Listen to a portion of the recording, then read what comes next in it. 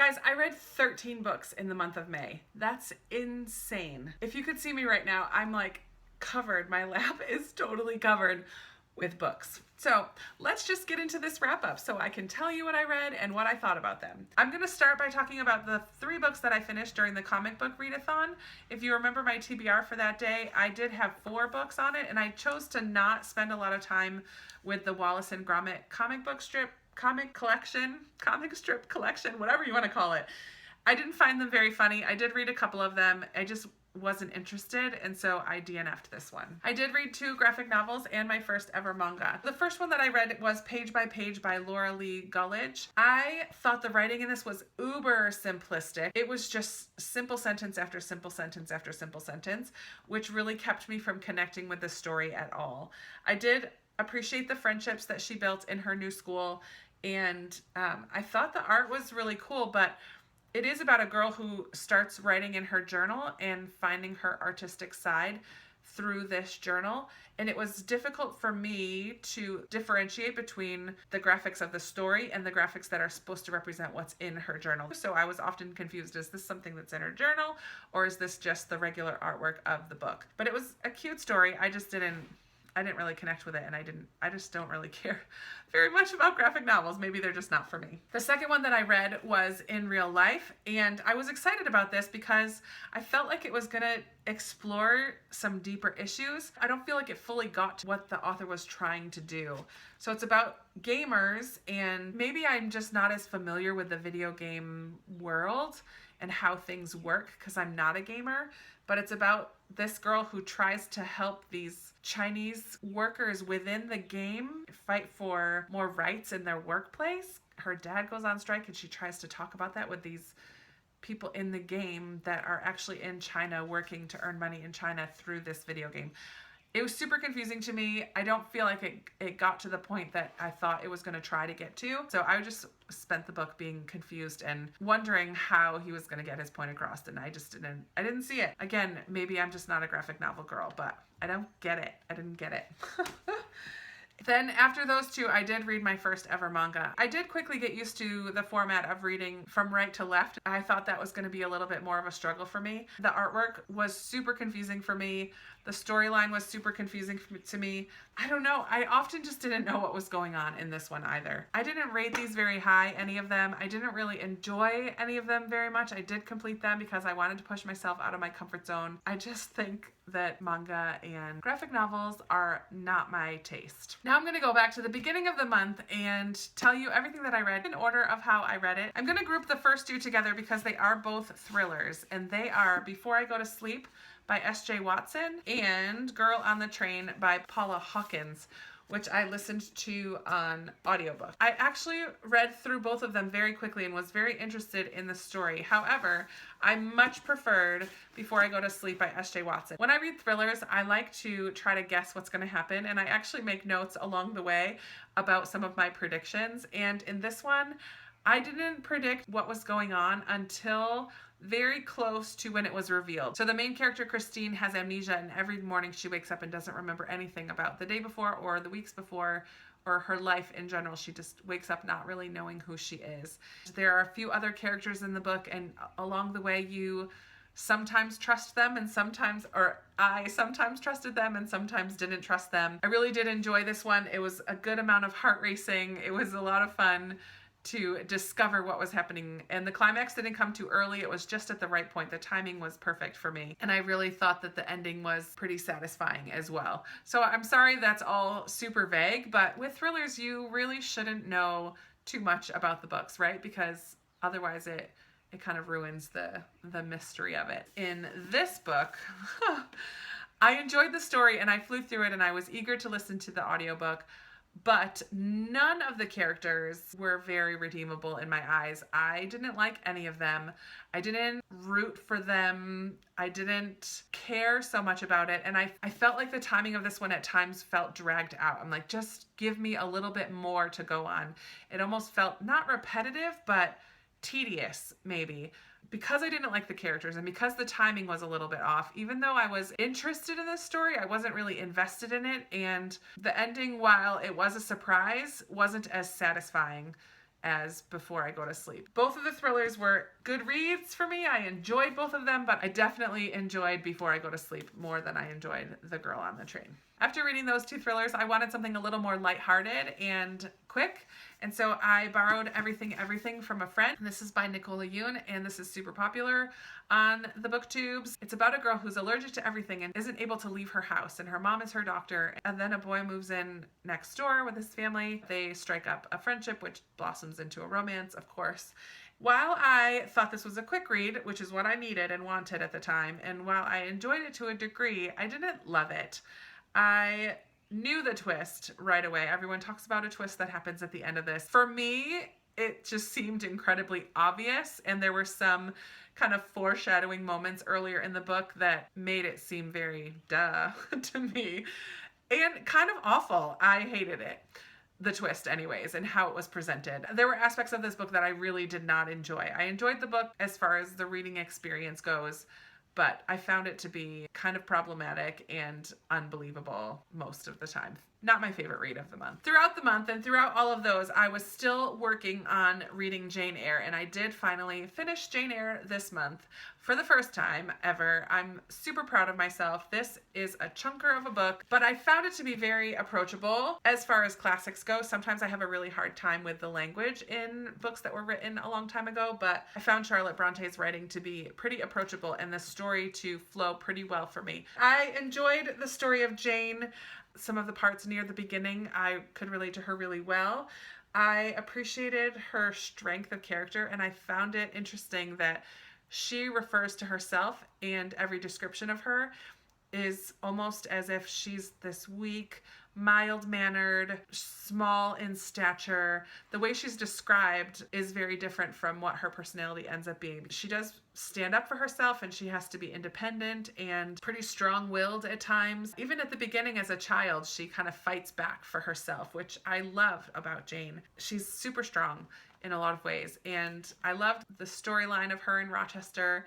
He's kind of a jerk at times, but she stands right up to him, and I love that about her. And I love when they finally connect at the end, and that scene was just really exciting for me. I just loved it. After Jane Eyre, I continued with my reread of the Anne of Green Gables series by Ella Montgomery by reading Anne of Windy Poplars. And I know for some people this is not their favorite among the 8 books in the series. Actually, for some people this is their least favorite in the series.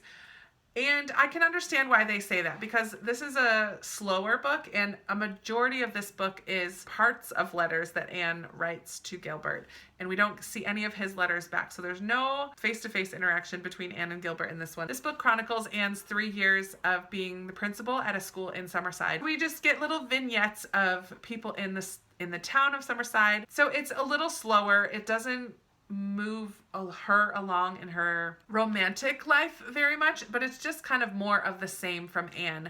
I do still love Ella Montgomery's writing. I love Anne and the way she interacts with the world and with other people. So I did still really enjoy this one very much, and I will continue to read through this series as the year goes on. I'm taking a break, though, in June. After Anne of Windy Poplars, I did finish the book that was the read-along pick for the month of May for my read-along group on Goodreads, and that was Lilac Girls by Martha Hall Kelly. This book is a historical fiction set during World War II time period, and it's about 3 different women in 3 different places. So Caroline is a socialite in New York who loves France and has ties in France and works at the French consulate. Then we have Kasia, who is a Polish girl who ends up being arrested and sent to Ravensbrück women's concentration camp. And then the third character is Herta, who is a German doctor who ends up working at Ravensbrück as well. I loved this book and was very excited when I learned about a quarter of the way through from somebody in my read-along group that this was based on real-life women. These 3 women really existed, and this is a fictionalization of their story, which to me totally changed things a little bit, because I really became much more invested and intrigued by what was going to happen, and horrified at times, and just became much more emotional knowing that it wasn't straight a story from somebody's brain, but that these women really existed and these things really happened. I just absolutely fell in love with this story not in an enjoyment kind of a way, because it was horrifying. It was heart-wrenching, completely heart-wrenching. I gave this 4.5 stars, and I don't normally give half stars, but I really wanted to give it 5 stars, and the only reason I couldn't was because Caroline has a love interest who is a married man, and I just didn't appreciate that part of the storyline at all. Completely took away from the story for me. It made me angry at times. It just made me roll my eyes at times. It made me upset, and I'm glad to know that that wasn't a part of history, but I don't understand why Martha Hall Kelly decided to include that in this story. I don't know. It didn't need the romance in there. It didn't need a romantic angle at all. One more thing that I really liked about this book is that it carries on after the war. So we get to see beyond just the war, but for a few years, many years actually, after the war, we see the lives of these 3 women and eventually how they do come together. It was interesting to get a little bit of distance from the war. If you love historical fiction and World War II fiction, this is one that you should definitely pick up and read. I loved it. The next book that I finished in May was my Booktuber Recommends pick for the month of May. Guys, I actually finished one in the actual month that it was picked from my jar, and that was Looking for Ella Brandy by Marlena Marchetta, and this was recommended to me by the Bedtime Book Club girls. Marlena Marchetta is an Australian author, and I asked them to recommend an Australian author for me. This book is a coming-of-age story of Josephine Ella Brandy, who lives with her mom and doesn't really know her father until now. She has pretty much a love-hate relationship with just about everything. It's a little bit angsty for my taste, and I just sometimes wanted her to relax and chill out, but at the same time, her emotional outbursts kind of felt realistic, but it did also feel like, come on girl, just relax. This book was written in the 1990s, and so I did appreciate some of the references, but also because it was written in Australia by an Australian, there were a lot of references in here that I just wasn't familiar with at all. I feel like there were a lot of cultural things that I just didn't know. While it didn't take away from the story for me, I did feel like I was missing out a little bit a couple times. Not only did I not love the main character, I also felt like the pacing was a little bit slow. There were a few times that it just felt like nothing was really happening. I did love the relationship between Josephine and her mom. That was really special, the way they interacted with each other and the way the mom kind of gave Josephine some of her freedom, but also was there as a good mom. I also loved how Josephine's relationship with her grandmother changed throughout the story. As she got to know her grandmother, her attitude towards her changed quite a bit as the story went on, so that was pretty interesting. Overall, I'm glad I read this book. I didn't love it, but I didn't hate it either, and I would be interested to try more. I know Marlena Marchetta has written some other things, and even things in different genres, so it would be interesting to read something more from her. I think this may even have been her debut novel. I'm not positive about that, but I think it might have been. I'm glad I read it. After that, I picked up Wonder, which is the last book that was sitting on my extras shelf, which if you watched my Friday 5 video last week, I showed you the summer books that I'll be putting onto that extra TBR shelf. This is the last one that was on that shelf previously. Wonder is about a little boy who is born with a facial difference, and his parents kept him home. He was homeschooled for quite a while, and this book is about his first year going to school. This is a book that deals with acceptance and friendship and love and forgiveness and bullying and kindness and family and so many more themes in this lovely little book that it was a super quick read. I loved Augie. I loved his family. I loved the friendships that he made as the story goes on. This is a book that I think everybody should read. It was wonderful, and I'm super glad that I finally picked it up and read it. After finishing Wonder, I picked up my first ever Susanna Kearsley book, and I read The Rose Garden. I first heard about this from Bree at Bree Hill, and this was a lovely read. I had a feeling that I was going to love Susanna Kearsley, and I was 100% right. She writes a really good story. I was completely captivated and captured by the story. The pacing was great. The characters were interesting. I wanted to travel to England and go to the Cornish coast because the setting was so perfectly descriptive, but not overly descriptive, if you know what I mean. I didn't get bogged down in the descriptions, but was done in such a way that I really wanted to travel there. Just real quickly, this is a story about Eva, whose sister passed away, and she travels back to a home that they visited in the summers as children, which is on the Cornish coast, in order to scatter her sister's remains. While there, spend some time at this house, and the people that her friends that she knew when she was a child, who are the family that lives in this home. And then there's some time travel in here where she goes back into time and meets some people from the past, and there's a romance, and it's a nice slow burning romance. It doesn't happen on the third page and carry on all the way through. It has a nice build up.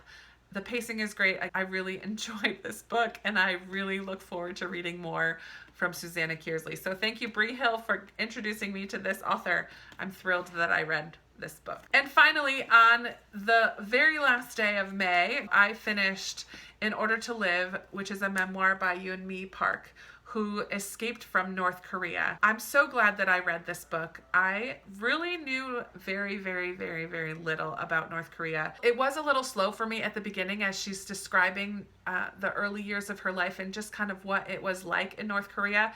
And yet at the same time, I had to keep reminding myself that this is super current, not 30 years ago or 50 years ago. The way that they live would be described as a third world country just because of the poverty, and she lived a good portion of her life on the brink of starvation. I just found it super interesting to learn about North Korea, and sad at the same time, knowing that this is current. This is happening right now in a part of the world that I don't really know very much about. I feel like I learned a lot, and was blown away by the courage and strength and determination of Young-mi and her family. I appreciate her vulnerability. There are things in her story that she talks about being hard to share because of embarrassment and not knowing how people are going to take it. I'm really glad that I read this book. It's a good one. It's a good one. A good way to end out my month. I do try to read one nonfiction every month, and this is it for this month, and I would highly recommend reading this. So those are the 13 books that I read in the month of May. It was a fantastic reading month for me. I read so many books that I really loved, and some that were just okay, but most of the books that I read I am thrilled about. I would love to hear from you if you have read any of the same books and what you thought of them, or if any of these piqued your interest enough to want to pick them up. Let's chat down in the comments. Be sure to give this a big thumbs up if you liked it, and subscribe if you haven't already. I'll be talking to you very soon in the next video. Bye! That's a lot of books. That's a lot of reading.